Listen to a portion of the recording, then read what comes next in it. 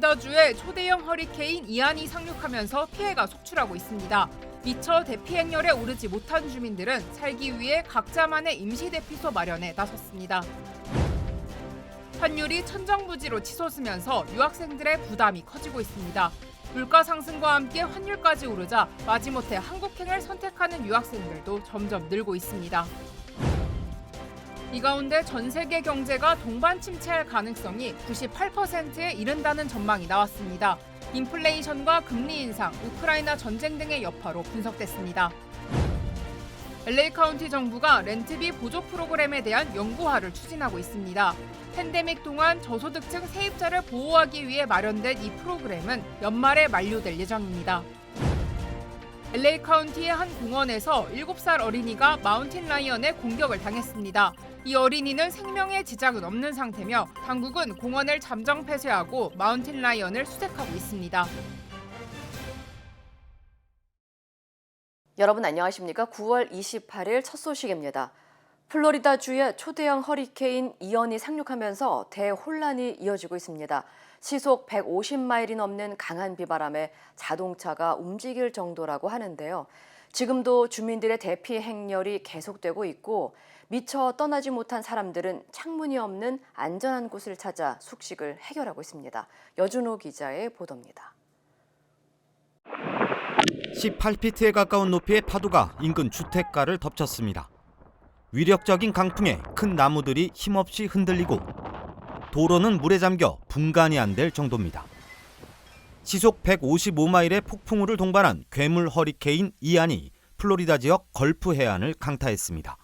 The storm surge is very significant. We're actually seeing cars and boats float down the street. We're seeing trees nearly bent in half. 155-mile-an-hour winds are incredibly dangerous. There will be debris in the air and flooding powerful enough to move cars around.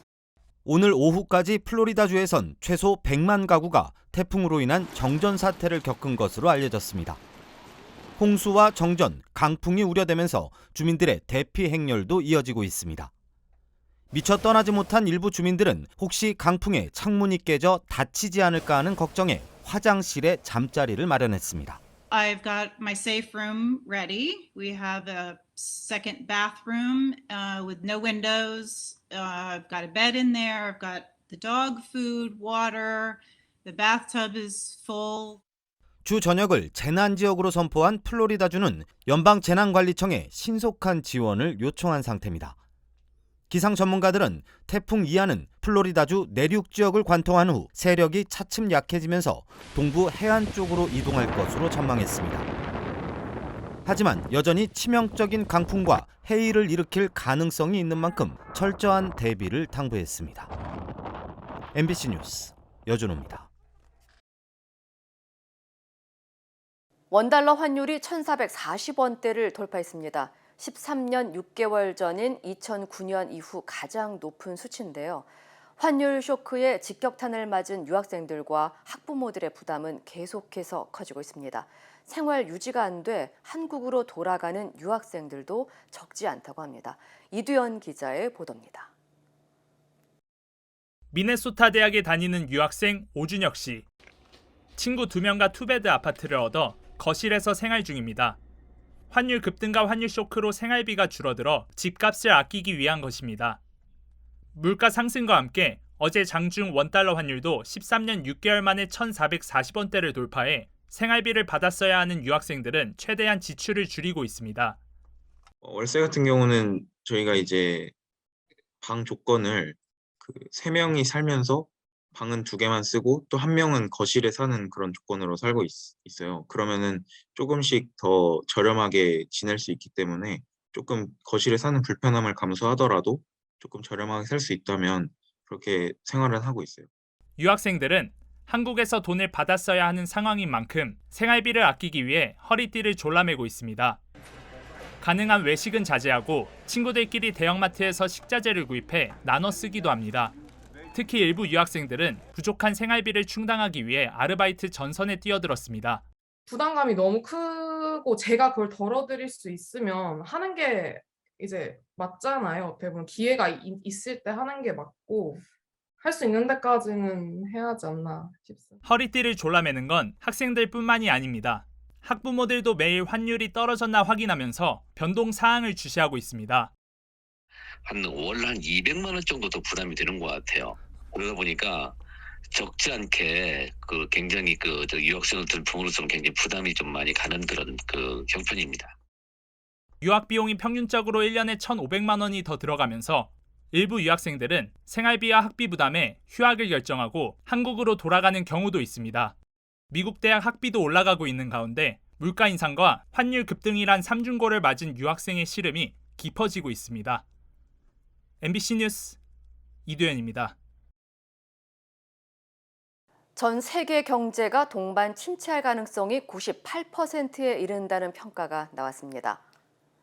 리서치 업체 네드 데이비스 보고서에 따르면 전 세계 높은 인플레이션과 금리 인상, 우크라이나 전쟁 등을 감안할 때 세계 경제가 침체에 빠질 확률이 98.1%에 이르는 것으로 평가됐습니다. 네드 데이비스의 경기 침체 모델에서 이처럼 높은 수치가 나온 것은 2008년에서 2009년 세계 금융 위기와 코로나19 팬데믹으로 세계 경제가 동반 하락했던 2020년 이후 처음입니다. 또한 보고서에서는 자체 예측 모델이 내년 중 심각한 세계 경기 침체 위험을 가리키고 있다고 밝혔습니다.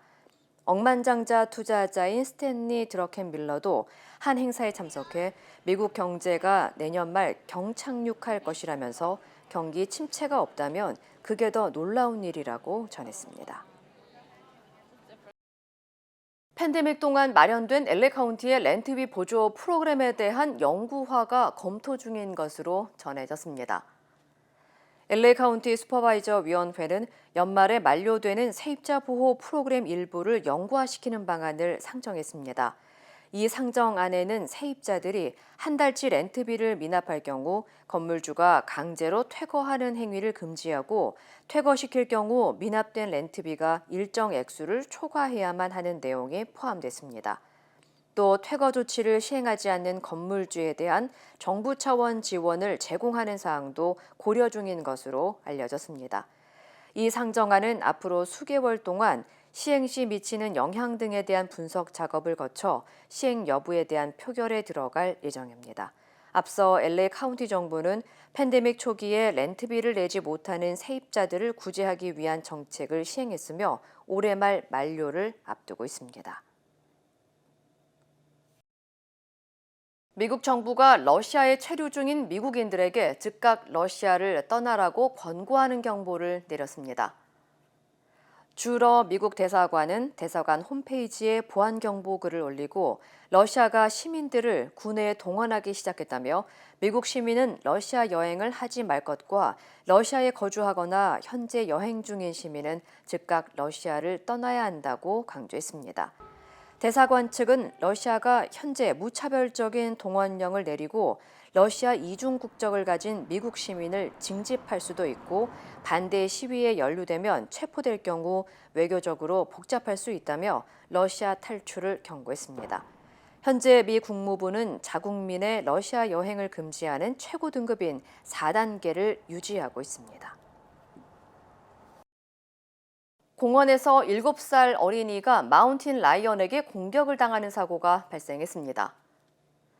LA 카운티 공원 레크레이션국은 지난 26일 산타클라리타 인근 스티븐슨 렌치에 위치한 피코 캐년 공원에서 7살 어린이가 마운틴 라이언으로부터 공격을 당해 부상을 입은 사고가 발생했다며 해당 공원을 잠정 폐쇄한다고 밝혔습니다. 부상을 당한 어린이는 엉덩이 부분을 공격당했지만 생명에는 지장이 없는 것으로 알려졌습니다. 캘리포니아주 어류야생국은 마운틴 라이언은 주로 사람과 상호작용을 피해 사람에게는 거의 위협적이지 않지만 그래도 마주칠 일이 벌어질 수 있다고 설명했습니다. We've seen them, but they've never been a problem. They kind of leave everyone alone. Everyone leaves them alone. 한편 당국은 마운틴 라이언을 발견하면 뛰거나 등을 보이지 말고 침착한 상태로 911에 신고할 것을 당부했습니다. 폴서 캘리포니아주 검사가 한인들이 많이 거주하는 팔로스버디스 시의원에 도전합니다. 폴서 검사는 팔로스버디스 지역은 아시아계 주민들이 많이 거주하고 있지만 주류 정치계의 진출은 전무후무한 실정이라면서 시의원으로 진출해 한인 커뮤니티의 목소리를 높이고 검사로서의 오랜 경력을 통해 팬데믹 이후 악화된 지역 치안을 바로잡을 것이라고 강조했습니다. 제일 큰 이슈들은 범죄, crime, 그리고 교통, 그리고 휴대폰 신호. 근데 그 큰 문제는 public safety issue라고 그래요. 왜냐하면 어르신들이 많거든요, 그 지역에. 그리고 그분들이 전화를 못 쓰고, 그리고 police하고 fire department 전화를 못 하면은 큰 문제가 생기니까 그게 제일 큰 문제라고 생각합니다. 폴서 검사는 육군 사관학교인 웨스트포인트와 로욜라 메리마운트대 로스쿨을 나온 후 LA 카운티 검사로 임명됐으며 현재 캘리포니아주 검사로 활동 중입니다. 캘리포니아주의 재활용 환급 정책이 확대될 예정입니다. 게빈 뉴섬 캘리포니아 주지사는 토니 애킨스 주 상원 임시의장이 발의한 캘리포니아주 유리병 재활용 환급 정책에 서명했다고 밝혔습니다. 새 정책에 따르면 기존 맥주로 제한됐던 재활용 환급 정책에 와인과 증류주 병과 캔유도 포함됐으며 각 병당 10센트가 환급됩니다. 애킨스 의원은 캘리포니아주에서 매년 10억 개 이상의 와인과 주류병이 생산되고 있다는 점을 고려하면 이 법안은 재활용 생활화에 큰 영향을 미칠 것이라고 기대했습니다. 이외에도 하와이와 아이오와, 메인, 벌몬트주에서도 주류병이나 캔에 대한 재활용 환급 프로그램을 실시하고 있습니다. 캘리포니아주의 새로운 재활용 환급 정책은 오는 2024년 7월부터 시행될 예정입니다. 매일 커피를 마시면 더 오래 살 수 있다는 연구 결과가 나왔습니다. 유럽 심장학회 연구진은 45만 명의 사람들의 생활 습관을 조사한 결과 하루에 커피를 2잔에서 3잔을 마신 사람들의 사망률이 더 낮고 심혈관 질환에 걸리는 확률이 감소했다고 밝혔습니다. 특히 하루에 커피 1잔을 마시는 사람이 심혈관 질환으로 사망할 확률은 커피를 마시지 않은 사람보다 42% 낮았습니다. 한편 원두 커피를 마실 경우 심혈관 질환으로 사망할 확률이 그렇지 않은 경우보다 27% 감소한 것으로 나타났으며 디카페인이나 인스턴트 커피는 이번 연구에서 14%와 11% 낮은 것으로 조사됐습니다. 기아 자동차의 일부 SUV 차량에서 화재가 발생할 가능성이 확인돼 리콜됐습니다. 연방도로안전청은 기아차 일부의 견인용 연결 단자 전선에서 화재가 발생할 가능성이 발견돼 해당 차량 7만 대를 리콜한다고 밝혔습니다.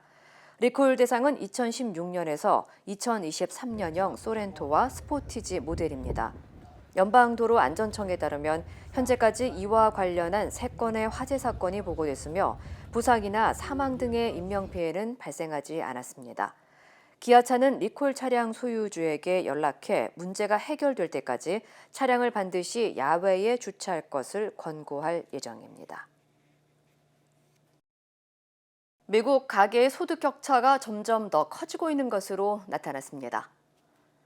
연방의회 예산국이 공개한 미국 가계의 소득 분포에 따르면 지난 1989년에서 2019년까지 30여 년 동안 미국 가계가 실제 소유한 자산은 38조 달러에서 115조 달러로 3배 넘게 증가한 것으로 나타났습니다.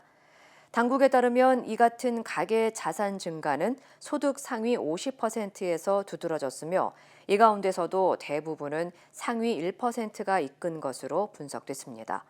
반면 하위 50% 구간 가계의 자산 비중은 전체 4%에서 2%로 감소했으며 하위 25% 구간의 경우 평균 빚이 자산보다 더 많은 것으로 조사됐습니다. 전문가들은 빈부격차와 부의 양극화는 미국 경제의 고질적인 문제로 지적돼 왔지만 최근 팬데믹에 이은 인플레이션으로 중산층 이하 가계의 경제난이 더 심각해지고 있다고 진단했습니다. 영국 중앙은행이 금융시장 안정을 위해 650억 파운드 상당의 국채를 긴급 매입하겠다고 발표했습니다. 정부 감세 정책 이후 파운드화 가치가 역대 최저 수준으로 급락하는 등 혼란에 빠지자 깜짝 카드를 꺼내든 겁니다. 조재영 기자입니다. 영국 중앙은행이 금융시장 안정을 위해 다음 달 14일까지 장기 국채를 사들이겠다고 밝혔습니다. 하루에 50억 파운드씩 총 650억 파운드, 우리 돈으로 약 101조 원어치를 사들여서 국채 가격 폭락을 막겠다는 겁니다. 지난 23일 커지 쿼팅 재무장관이 450억 파운드 규모의 대규모 감세안을 발표한 뒤 파운드화가 한때 역대 최저 수준으로 급락하고 국채 가격이 폭락하는 등 영국 금융시장은 큰 혼란에 빠져 있습니다. 금리 급변으로 주택담보대출 상품 판매도 줄줄이 중단됐습니다. 중앙은행이 직접 유동성을 공급하겠다는 이번 발표로 국채 시장은 급속히 안정을 찾았지만 파운드화 가치는 또 떨어졌습니다. And the Bank of England has made this timely intervention, doing what it should do, what the government should do, what the Chancellor and I are focused on is delivering that economic growth plan, which is ultimately what's going to help people. It's going to give. 제1야당인 노동당은 정부의 감세 정책 철회를 촉구했고 보수당 내부에서도 동요가 커지면서 쿼팅 장관 사임설까지 나오고 있습니다. 이날 쿼팅 장관을 만난 주요 금융기관 인사들은 11월 23일로 예정된 시장 안정 조치를 하루라도 빨리 앞당겨야 한다고 주장했고 IMF도 영국 정부의 정책을 변경해야 한다며 이례적으로 경고한 상황입니다. MBC 뉴스 도재영입니다. 환율은 또 치솟았고 증시는 폭락했습니다. 한국의 국채 가격도 크게 내려갔습니다. 작은 뉴스 몇 개에도 시장이 크게 흔들릴 정도로 세계 경기가 침체될 거라는 공포심이 커지고 있습니다. 이재욱 기자입니다. 어제 오전 9시 장이 열리자마자 환율이 치솟았습니다. 1달러에 한때 1,442원을 넘었다가 겨우 조금 떨어져 1,439.9원에 마감했습니다. 그제보다 18원이나 뛰었습니다. 증시도 폭락했습니다. 코스피는 2.45% 떨어져 2년 2개월 만에 2,200선이 무너졌습니다. 코스닥은 3.47% 폭락했습니다. 어제 시장을 무너뜨린 건 애플이었습니다. 애플이 새로 내놓은 아이폰 14의 생산을 늘리지 않기로 했다는 소식이 전해지자 투자자들은 본격적인 경기 침체 신호로 받아들였습니다. 경기 침체에 대한 우려, 그런 상황에서 틀에서 생산량을 줄이겠다는 뉴스가 나왔고요. 그러면서 반도체 수요에 대한 부담들이 경기에 대한 불확실성으로 좀 커졌다라고 생각합니다. 유럽의 에너지 대란 우려도 한몫했습니다. 러시아에서 유럽으로 가는 가스관, 노르드 스트림에서 잇따라 누출 사고가 나면서 올겨울 유럽 에너지 대란 우려가 커졌습니다. 유로화 가치가 또 떨어졌는데 이게 원화 가치 하락에 영향을 줬습니다. 러시아가 고의로 그랬을 가능성이 있다. EU 일각에서는 이렇게 주장을 하고 그러면 에너지 가격은 좀 진정되지 않을까 했는데 에너지 가격이 문제가 있고 우리나라 국채금리도 어제 오전 한때 급등했습니다. 국채금리가 올랐다는 건 국채 가격이 내려갔다는 건데 한국 경제에 대한 불안감이 커졌다는 뜻입니다. 정부는 5조 원을 풀어 국채를 사들여 국채 가격을 안정시키겠다고 밝혔습니다. 작은 뉴스들이 시장을 폭락시킬 정도로 지금 시장은 경기 침체에 대한 공포가 확산되고 있습니다. MBC 뉴스 이재욱입니다. 미국 해리스 부통령 방한을 앞두고 북한이 어제 단거리 탄도미사일 2발을 시험 발사했습니다. 백악관은 북한의 도발이 특이한 일은 아니라면서도 추가 도발에 대해서는 경계했습니다. 워싱턴에서 김수진 특파원입니다. 미국 백악관은 어제 북한의 탄도미사일 발사와 관련해 이런 도발이 특별한 일은 아니라고 했습니다. 북한이 늘 하던 일로 과거에도 이런 식의 실험을 한 역사가 있다며 카몰라 해리스 부통령의 방안에는 영향이 없을 것이라고 강조했습니다.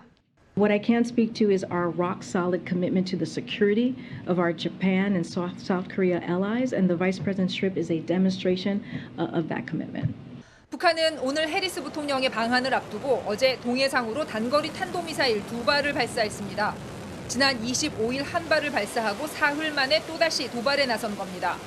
단거리 탄도미사일은 도발 수위 측면에서는 고강도 도발은 아니지만 문제는 추가 도발이 계속될 가능성입니다. 해리스 부통령은 김정은 국무위원장의 최근 행동이 불안정하고 여러모로 도발적이라고 말했습니다. 또 국가정보원은 북한이 10월 16일에서 11월 7일 사이에 7차 핵실험에 나설 가능성이 높다고 보고 있습니다. 대통령실은 어제 김성한 안보실장 주재로 긴급 NSC 회의를 소집해 상시 대비 태세를 유지하고 한미 연합 방위 태세를 강화해 나가기로 했습니다. 해리스 부통령은 오늘 비무장지대를 방문합니다. 바이든 행정부의 고위 인사 중 처음으로 DMZ를 찾는 건데 북한을 향해 강력한 메시지를 던질 것으로 예상됩니다. 워싱턴에서 MBC 뉴스 김수진입니다. 우크라이나 점령지에서 러시아가 주민투표를 이용한 영토 병합에 나선 가운데 유럽연합이 이에 대응하기 위해 러시아에 대한 추가 제재안을 추진하기로 했습니다. 이 같은 서방 국가들의 경고에도 러시아는 추가 점령지 확보를 위한 군사작전을 이어가겠다는 입장입니다. 김상훈 기자입니다. 유럽연합이 또다시 러시아에 대한 추가 경제 제재안을 내놨습니다. 추가 대러 제재 패키지에는 러시아산 원유 가격 상한제 도입을 위한 법적 기반과 70억 유로, 우리 돈 9조 7천억 원 상당의 수입 제한 조치도 진행될 예정입니다. 수입 제한 대상으로는 철강 제품과 석유 정제 과정에서 필요한 석탄, 다이아몬드 등이 포함될 전망입니다. 우크라이나 점령지에서 러시아가 시행한 영토 병합 주민 투표에 대한 대응 차원입니다. The sham referenda organized in the territories that Russia occupied are an illegal attempt to grab land and to change international borders by force. 러시아가 도네츠크주 등 우크라이나 4개 지역에서 실시한 병합 주민 투표는 압도적인 찬성률로 가결됐습니다. 러시아는 추가 점령지 확보를 위한 군사 작전도 이어가겠다는 의지를 내보였습니다. Вы знаете, что не вся территория Донецкой Народной Республики, поэтому как минимум нужно освободить всю территорию Донецкой Народной Республики. 최근 러시아와 독일을 잇는 해저 가스관 3곳에서 잇따라 발생한 가스 누출 사고에 대해서도 러시아와 서방 국가 간 갈등이 커지고 있습니다. 유럽 정치 지도자들은 누출 사고를 러시아 소행으로 의심되는 파괴 공작으로 규정했습니다. 하지만 러시아는 자신들도 가스 공급로를 잃었다면서 이번 사건을 유엔 안전보장이사회에서 다룰 것을 공식 요청할 계획이라고 밝혔습니다. MBC 뉴스 김상훈입니다. 한미 해군과 일본 해상자위대가 동해상에서 연합 군사훈련을 할 것으로 알려졌습니다. 일본과의 군사교류 신호탄이 될 것으로 보이지만 독도가 있는 동해라는 점에서 비판도 나옵니다. 정동훈 기자입니다. 국회 국방위원회 소속 더불어민주당 안규백 의원은 페이스북에 이달 30일 한미일 3국 해군이 동해상에서 연합훈련을 실시한다고 공개했습니다. 안 의원은 26일부터 29일까지 진행하는 한미 연합해상훈련 종료 후 한미 양국 해군은 동해상에서 일본 해상자위대와 함께 대잠훈련을 한다고 밝혔습니다. 북한의 잠수함이나 잠수함 발사 탄도미사일을 추적 탐지하고 대응하는 훈련을 한다는 설명으로 우리 해군은 입장을 내놓진 않았습니다. 예정대로면 우리 해군이 지난 2017년 4월 이후 5년 만에 일본 해상자위대와 연합훈련을 하는 겁니다. 당시 3국은 북한의 잠수함 탄도미사일 위협에 대응해 사흘간 제주 남방 공해상에서 비공개로 연합훈련을 한 바 있습니다. 이후에도 우리 해군은 미국이 함께 참여한 가운데 일본과 북한 탄도미사일 탐지훈련, 인도적 목적의 해상 구조훈련 등을 정례적으로 실시해왔습니다. 하지만 이번 훈련은 함정과 병력이 대규모 동원된 실전 대비 훈련이란 차이가 있습니다. 이번 정부에서 일본과의 관계 정상화를 강조한 만큼 본격적인 군사교류에 신호탄이 될 거란 전망이 나옵니다.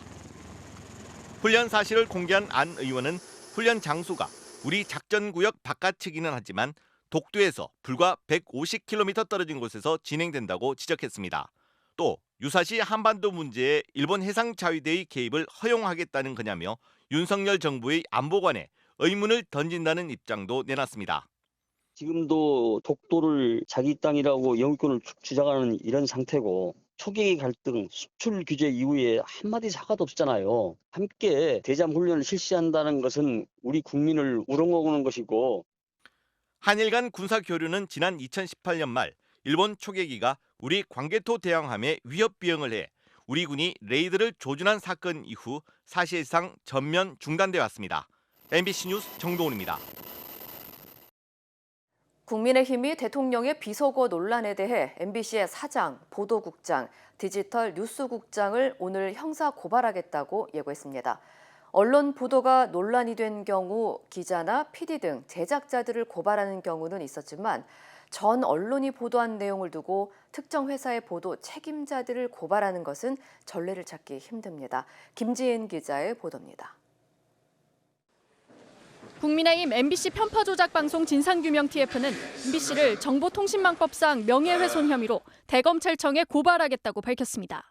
고발 대상으로 박성재 MBC 사장과 함께 보도국장, 디지털뉴스국장과 기자 1명 등 4명의 실명을 적시했습니다. 국민의힘은 MBC 디지털뉴스국장이 명확히 확인되지 않은 발언 내용을 자막으로 제작해 유튜브 채널에 공개한 것으로 알려졌다고 주장했습니다. 또 MBC 보도국장이 윤석열 대통령을 비방할 목적으로 윤 대통령이 미국 의회를 지목한 것처럼 자막을 추가해 허위 사실을 적극 유포한 혐의가 있다고도 주장했습니다. 국민의힘은 박성재 사장은 이 보도가 엠바고 해제 전 시급하게 유포될 수 있도록 지휘하고 승인한 것으로 추정된다는 의혹도 제기했습니다. 국민의힘은 윤 대통령의 명예가 훼손된 것은 물론 70년 동맹을 조롱했다는 불필요한 오해를 받고 대한민국 국격도 훼손됐다며 그런데도 MBC는 언론의 자유를 운운하며 여전히 반성하지 않고 있다고 주장했습니다.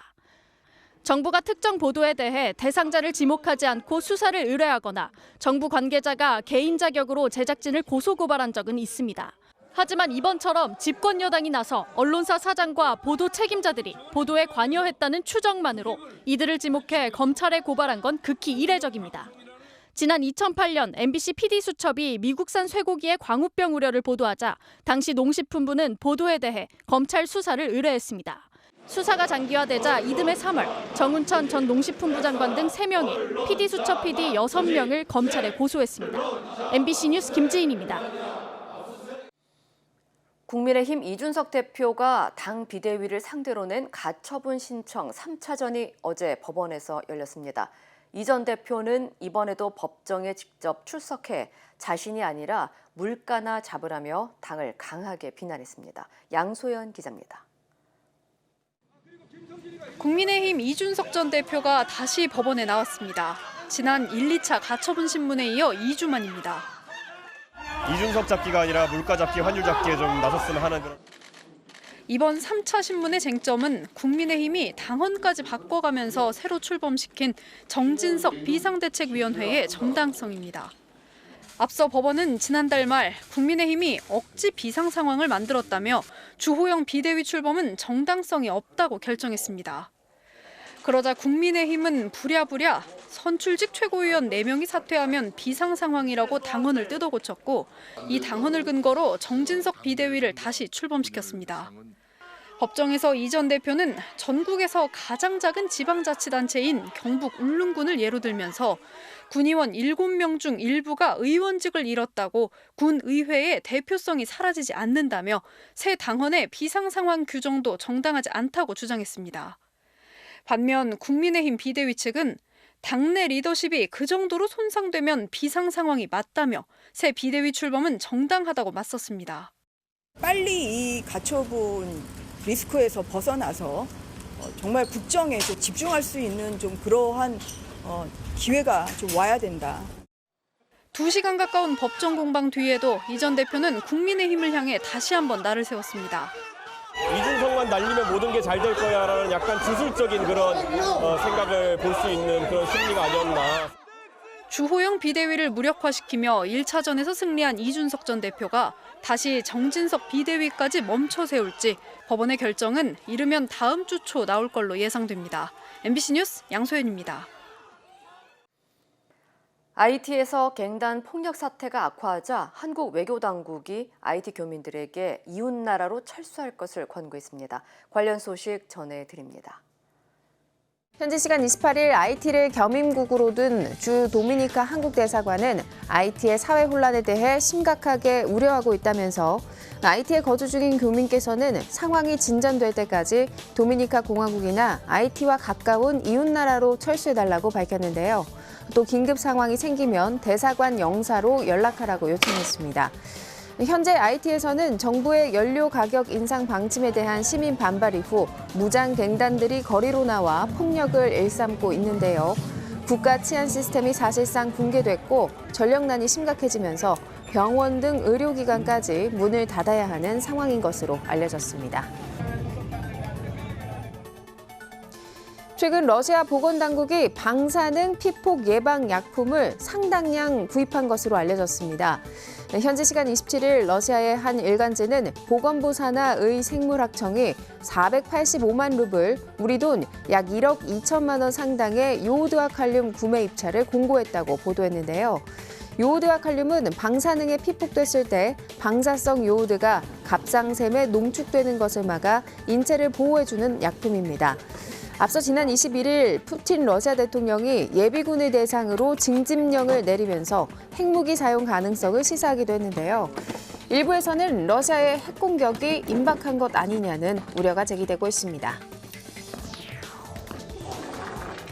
우주선이 소행성 나이모르포스에 충돌하자 거대한 섬광이 뿜어져 나오는 모습입니다. 소행선에 우주선을 충돌시켜서 궤도를 바꿀 수 있는지 검증하기 위한 인류 첫 지구 방어 실험이 성공했는데요. 이 순간이 가까운 거리에서 포착됐습니다. 나사의 다트 우주선과 소행성 나이모르포스의 충돌 3분 후 55km 상공을 지난 이탈리아 우주국의 초소형 인공위성이 촬영한 이미지들인데요. 섬광은 우주선 충돌로 나이모르포스 표면에서 분출된 잔해에 태양광이 반사되면서 생성된 것이라고 합니다. 이 시각 세계였습니다. 인터넷과 SNS에서 화제가 된 소식들 알아보는 투데이 와글와글입니다. 택시 운전기사의 순간적인 판단과 기지 덕분에 보이스피싱 현금 수거책이 경찰에 붙잡혔습니다. 지난 7월 경기도 안산시청 근처에서 택시에 탑승하는 여성. 목적지로 가던 중 잠시 다른 곳에 들러달라고 요구하는데요. 택시기사가 이유를 물었더니 투자자를 만나 돈을 받기로 했다는 겁니다. 통장에 입금하면 될 걸 수상한 느낌이 들었고 여성이 경유지에 잠시 내린 사이 경찰에 신고했는데요. 여성이 현금 다발이 든 쇼핑백을 들고 다시 택시에 탄 후 행선지를 또 바꾸자 보이스피싱임을 확신한 택시기사. 경찰과 통화하며 평소 동생과 말하듯 아웃님 차 사려면 하얀색이 좋아 라는 식으로 자신의 차종 등을 알려줬고요. 장거리 운행을 핑계 삼아 휴게소에 들러 미리 도착해 있던 경찰에 범인을 인계했습니다. 덕분에 피해자는 현금 4,600만 원을 무사히 찾았습니다. 어깨동무를 한 채 제자리를 콩콩 뛰는 7명의 여성들. 그 순간 이들이 서 있던 자리가 푹 꺼지면서 구멍 속으로 빨려 들어갑니다. 이 황당한 사고는 최근 브라질에서 벌어졌는데요. 바닥에 콘크리트 구조물이 갑자기 무너져 내리면서 아래로 추락한 겁니다. 구멍 속에 빠졌던 7명의 여성들은 다른 남성 참석자의 도움으로 구조됐는데 찰과상 외에는 별다른 부상을 입지 않은 것으로 파악됐습니다.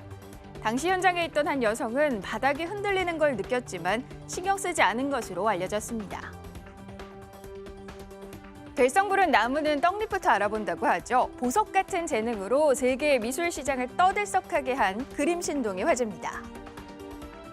화려한 색감과 개성 있는 얼굴 구조가 눈길을 끄는 그림들. 입체파의 대가 피카소의 화풍이 떠오르는데요. 리틀 피카소라고 불리며 세계 미술 시장의 두각을 보이고 있는 11살 미국 초등학생 안드레스 발렌시아의 솜씨입니다. 지난 6월 뉴욕에서 열린 개인전에 그림 35점을 내놨는데 각 작품은 우리 돈 7천만 원에서 1억 7천만 원의 비싼 가격에 거래되며 모두 팔릴 정도로 인기와 관심이 뜨거웠다고 합니다. 5살 때부터 집에 걸린 작품을 따라 그리면서 미술을 시작한 발렌시아 군. 그 재능을 알아본 부모와 선생님이 전폭적인 지원을 하면서 지금의 독특한 작품 세계에 이르렀는데요. 그림을 판매해 얻은 4억 2,700만 원 이상의 수익금은 어린이 자선단체 등에 기부도 했다니 그림 실력만 좋은 게 아니었네요.